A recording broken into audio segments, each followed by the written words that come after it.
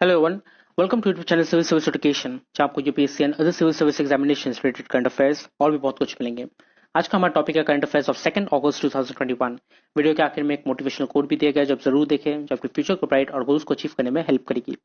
पहला point, give details of vaccines for disabled in CSC. The Delhi High Court has asked the Department of Personnel and Training to give the details of the total number of vaccines notified and reservations given in accordance with the Right of Persons with Disabilities Act for the Civil Service Exam 2020. So, Delhi high court ने ये कहा कि जितने भी vaccines जो disable लोगों को दी गई है, ये सिविल सर्विस एग्जाम को रिपोर्ट करना पड़ेगा, डिटेल्स सेंड करना पड़ेगा। सो दिल्ली हाई कोर्ट ने डिपार्टमेंट ऑफ पर्सनल ट्रेनिंग को ये कहा कि जितने भी वैक्सीन नोटिफाइड की गई है और रिजर्वेशंस की गई है according to right of persons with disabilities act for the civil service examinations 2020, उनको ये देना पड़ेगा और उनके बारे में ये डिटेल जो है वो बताना पड़ेगा। Next, clinical trials of ashwagandha soon. The Ministry of Ayush has collaborated with the UK's London School of Hygiene and Tropical Medicine to conduct a study on ashwagandha for promoting recovery from COVID-19. So, Ministry of Ayush और UK के London school of hygiene and tropical medicine, उन्होंने कहा कि इन दोनों मिलकर collaborate करेंगे और अश्वगंधा पे स्टडी करेंगे और ये देखा जाएगा कि क्या ये कोविड-19 के रिकवरी के काम आती है या नहीं।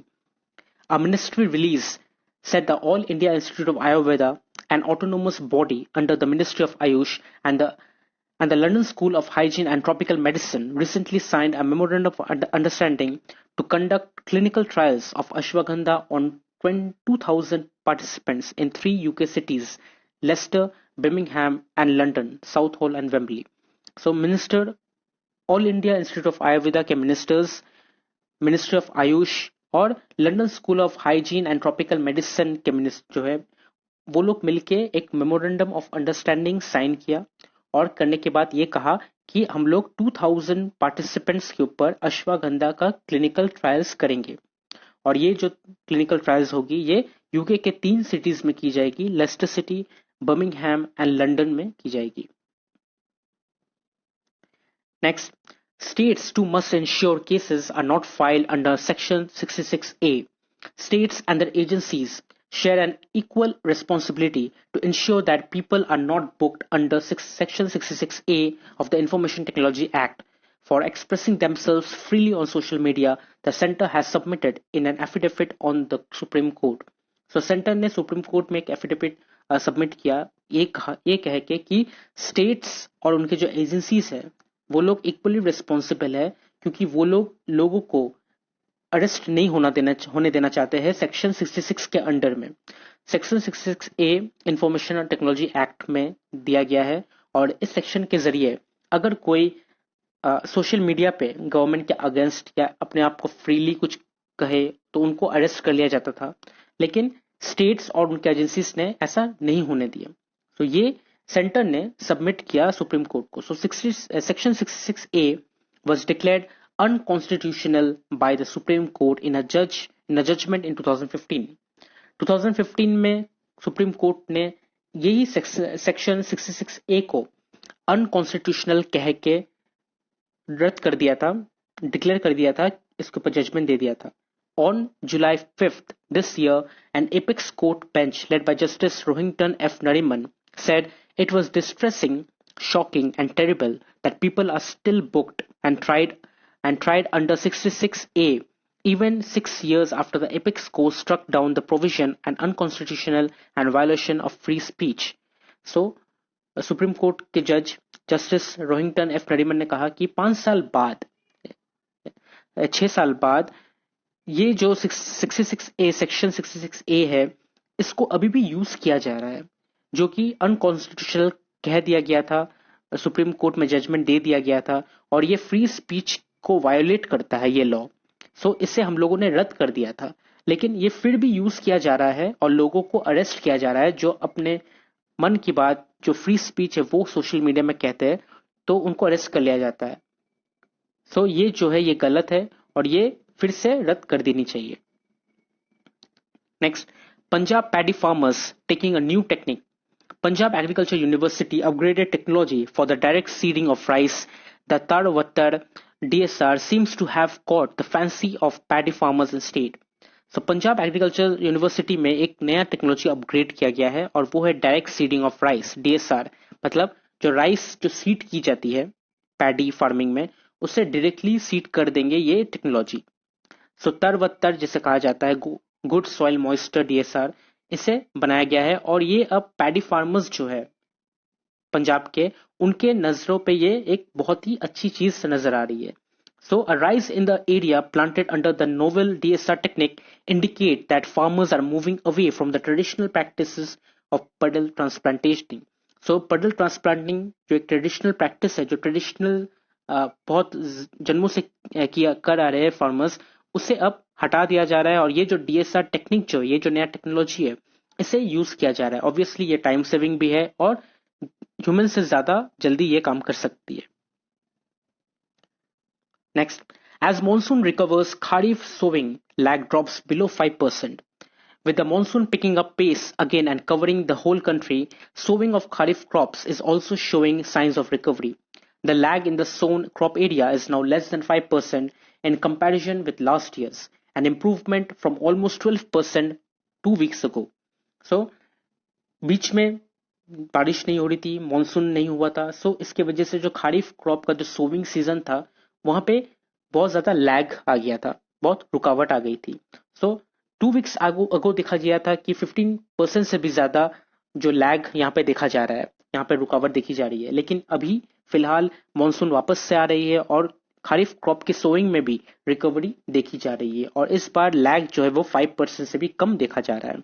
The biggest continuing lags are in Rajasthan, Madhya Pradesh and Maharashtra, where the 3-week hiatus in the rains has resulted in lower sown area of rain-fed crops such as coarse cereals, oilseed and pulses. So, सबसे ज्यादा lag Rajasthan, Madhya Pradesh, Maharashtra में देखा गया है क्योंकि वहां पे 3 weeks से कोई बारिश नहीं हुई थी और जो रेन फेड क्रॉप्स है मतलब जिन क्रॉप्स को रेन की जरूरत है ज्यादा, सीरियल्स, ऑयलसीड, पल्सेस, ये सब में कम सोन एरिया देखा गया है। Next, Sindhu bags bronze, scripts history. PV Sindhu wrote her name in the history books with the bronze medal at the Tokyo Olympics on Sunday. So Sunday को Tokyo Olympics में PV Sindhu ने bronze medal अपने नाम कर ली और history books में भी वो छा चुकी है। The badminton star become the first Indian women to win 2 Olympics medal. So history books में वो क्यों गई? क्योंकि PV Sindhu is the only Indian women जो ओलंपिक में बैक टू बैक 2 मेडल जीत चुकी है बैडमिंटन में।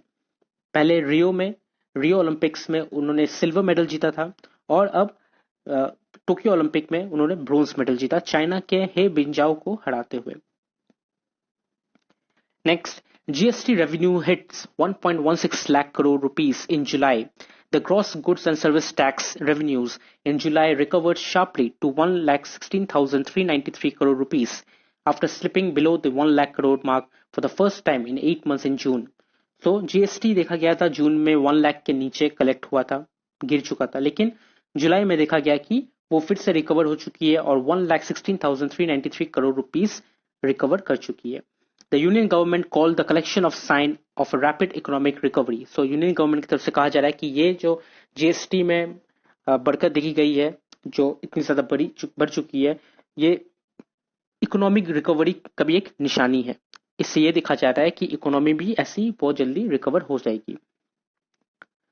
Next, Afghan forces digging into different cities. Afghan forces fought fierce street battles and bombed Taliban positions on Sunday while insurgents swarmed major cities as they stepped up their nationwide offensive.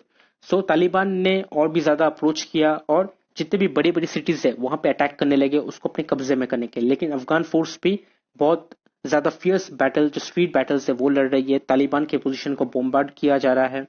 Hundreds of commandos were deployed in the western city of Herat. Herat के western city में बहुत ज्यादा commandos है वहां पे deploy कर दिया गया था और सदर्न सिटी लश्कर के सदर्न सिटी में वहां पे ट्रूप्स को उतारा गया है और अफगान ने एयर स्ट्राइक्स भी वहां पे की है। तालिबान के बहुत लोग वहां मारे गए लेकिन फिर भी तालिबान जो है वो पीछे नहीं हट रही है, वो और भी मेजर सिटीज में अटैक करने की प्लानिंग कर रही है। Next, Myanmar junta ruler takes PM role. Myanmar junta ruler Min Aung Hlaing has taken on the role of prime minister in a newly formed caretaker government. State media reported on Sunday, 6 months after the army seized power from the civilian government. तो 6 महीने हो चुके हैं, military जनता Myanmar के military जनता जो है वो civilian government से पावर छीन के अपने नाम कर चुकी है, और मिलिट्री मिलिट्री गवर्नमेंट की जो हेड है मिंग ओंग हिलांग, वो अब खुद को प्राइम मिनिस्टर भी घोषित कर चुके हैं। तो उनका वो जो नया न्यूली फॉर्म केयरटेकर गवर्नमेंट है, अब उनका नया प्राइम मिनिस्टर जो है वो है Min Aung Hlaing. Next, Europe's vaccine cards more resistant meet resistance. Shouts of liberty have echoed through the streets and squares of Italy and France as thousands show their opposition to plans to require vaccination cards for normal social activists, such as dining indoors of restaurants, visiting museums, or cheering in sports stadiums. So, Italy और France में भी जो green पास है या फिर जिसे corona पास भी कहा जा रहा है, ये पास को वैक्सीनेशन कार्ड्स जो है ये दिखाने के बाद ही आप वहां पे डाइनिंग कर सकते हो रेस्टोरेंट पे, या फिर म्यूजियम में घूर सकते हो, या फिर स्पोर्ट्स स्टेडियम्स में जाकर चेयर कर सकते हो। सो इटली और फ्रांस के लोगों को ये सही नहीं लगा, ये ठीक नहीं लगा, और बहुत लोगों ने ये भी कहा कि ये लोगों को डिवाइड कर देगा सोसाइटी में, जैसे कास्ट डिवाइड होता है, कास्ट क्रीड कलर के हिसाब से डिवाइड होता है, ये भी उस तरीके से डिवाइड कर देगा। कुछ दिनों बाद लोग ऐसे हो जाएंगे कि अगर आपके पास वैक्सीनेशन कार्ड नहीं होगा तो आपको भी वहां पे एंटर नहीं करने देंगे, आपको अलग नजरिए से देखेंगे।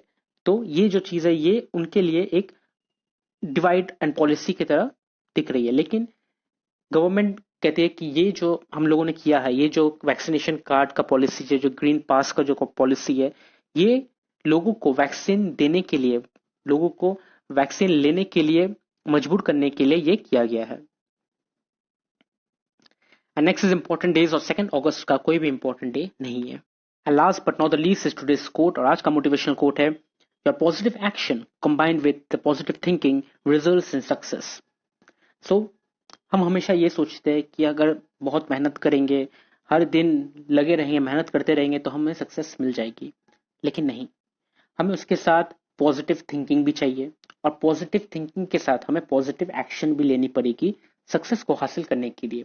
अगर आपका थिंकिंग नेगेटिव हो, अगर आप नेगेटिव एक्शन लोगे और मेहनत करोगे तो कुछ काम का नहीं होगा मेहनत, क्योंकि अगर आपका थिंकिंग ही नेगेटिव है तो फिर आप आगे नहीं बढ़ सकते। अगर कभी आपके दिमाग में ऐसा आ गया कि इतना मेहनत कर रहा हूँ क्या फायदा, अगर मैं एक बार फेल हो गया तो फिर क्या फायदा, अगर ऐसा थिंकिंग अगर आपके दिमाग में आ गया तो फिर आप कभी भी कामयाब नहीं हो पाओगे। लेकिन आपका थिंकिंग क्या होना चाहिए? पॉजिटिव होना चाहिए। अगर आप कभी हार गए, कभी फेल हो गए, तो आपको ऐसा थिंकिंग में रखना चाहिए कि हाँ, फेल हो गए तो क्या हुआ, किस वजह से मैं फेल हुआ उसको मैं सुधारूंगा, सुधारने के बाद मैं फिर से मेहनत करूंगा और फिर से आगे बढ़ूंगा, और पॉजिटिव एक्शन लेके आप आगे बढ़ेंगे, तब जाके आपको सक्सेस हासिल होगी। तो सक्सेस इजीली हमें नहीं मिलने वाली, पॉजिटिव थिंकिंग के साथ पॉजिटिव माइंड रखना पड़ेगा, पॉजिटिव एक्शन लेनी पड़ेगी और फिर मेहनत करनी पड़ेगी, तब जाके सक्सेस जो है वो हमारे हाथ आएगी। तो अगर आपको ये वीडियो अच्छी लगी तो आप इसे लाइक कीजिए, शेयर कीजिए, कमेंट कीजिए और सब्सक्राइब जरूर कीजिए। Thank you.